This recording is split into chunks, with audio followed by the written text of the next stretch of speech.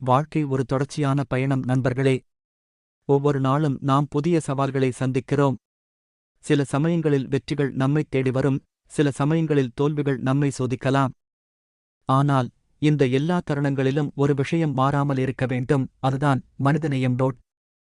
Cinema உலகிலும் சரி, பந்தய களத்திலும் சரி, தனக்கென ஒரு தனி முத்திரையை பதித்தவர் நம்ம தல அஜித்குமார். அவருடைய விடாமுயற்சியும் துணிச்சலும் பலருக்கும் ஒரு உந்துதல்.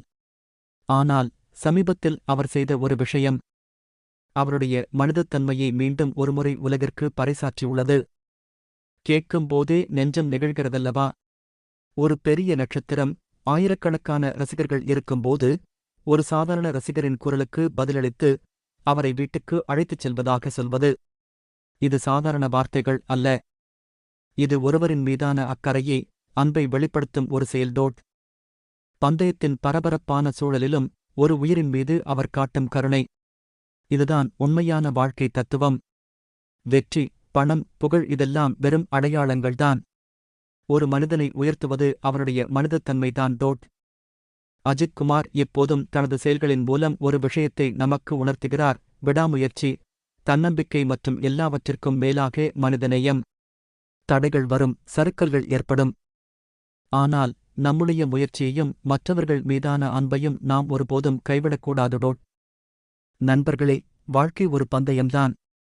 ஆனால் அந்த பந்தயத்தில் நாம் எப்படி ஓடுகிறோம் என்பதை விட சக மனிதர்களை எப்படி மதிக்கிறோம், அவர்களுக்கு எப்படி உதவுகிறோம் என்பதுதான் முக்கியம். அதுதான் வாழ்க்கையின் உண்மையான வெற்றி. இந்த வாழ்க்கை தத்துவத்தை உங்களுடன் பகிர்ந்து கொள்வதில் நாங்கள் மகிழ்ச்சியடைகிறோம்.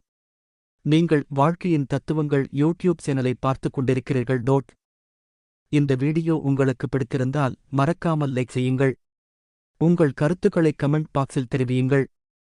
மேலும் இது போன்ற ஊக்கமளிக்கும் விஷயங்களை தொடர்ந்து பார்க்க எங்கள் சேனலை சப்ஸ்கிரைப் செய்யுங்கள். வாழ்க்கையை நேசியுங்கள், மனிதத்தை மதியுங்கள். நன்றி.